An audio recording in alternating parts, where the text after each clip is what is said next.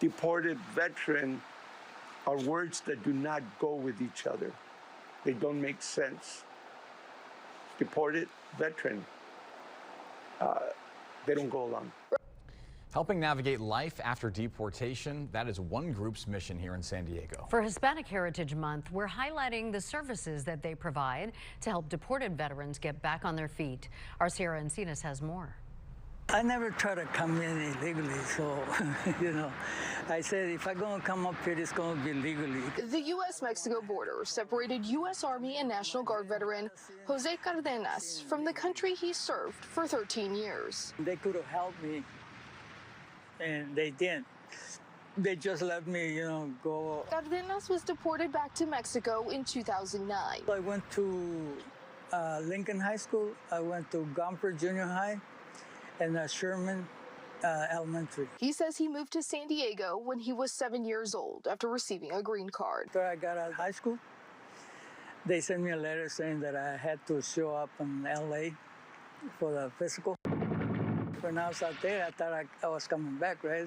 But they put me in a bus and they sent me all the way to Fort Ord, California. Cardenas was drafted during the Vietnam War, but didn't have to travel overseas. He spent most of his time in training and then training cadets. He served for 4 years, and during that time, he got married and started a family. What I did, I went to school, and it was hard, because when you got a kid and a wife, and it was hard to get a job. He eventually got a job as a sheet metal worker until he says he got hurt and was laid off.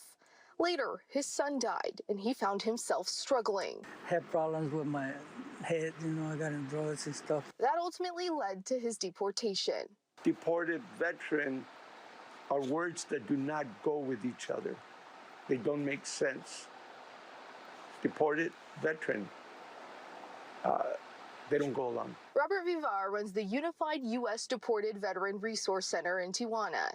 He's worked with deported veterans like Cardenas for more than a decade. The biggest factor in them getting deported is the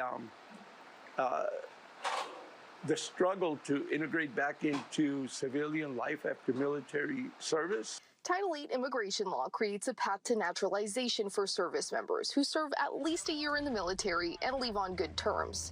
Still, Vivar says for many reasons, like not following through with paperwork due to factors like deployment, some don't become naturalized citizens. Since 2016, there have been at least a handful of bills introduced to try to help veterans facing deportation. Some good, some not so good. I personally believe the best one so far is one that a couple of years ago actually made it out of the House of Representatives, the Veteran Service and Recognition Act. It stalled out in the Senate because of the lack of bipartisan support. That bill was introduced in 2022. The bill would have created a path to citizenship for recruits going through boot camp so that they could be citizens by the time they graduated. And it would have created a committee to review deported veterans' cases in hopes of repatriating them. He estimates over 45,000 service members are immigrants and says they're all at risk of deportation. Work should be done together between Secretary of Homeland Security, Secretary of Defense, Secretary of the VA, to consider it a veteran issue, not an immigration issue, and find a solution as a veteran issue. This fall, California Congressman Mark Takano's office says he plans to reintroduce the Veterans Service Recognition Act. There is no official count of the number of deported veterans, but Vivar estimates there are about 500 he and other organizations know of. Some, like Cardenas, have been able to return to the U.S. to access the benefits they earned while serving. When I came in, I think it was like a couple of weeks, I had to go emergency because I had a heart attack. And when I was there, they told me, you're not coming out. I was in the VA hospital. And I told them why. He said, well, you got two choices, either do the surgery or die. I said, that's not a choice. He underwent open heart surgery. He says he was able to return to San Diego before his heart attack in 2022 because he secured documentation about his heart issues and a judge granted his return.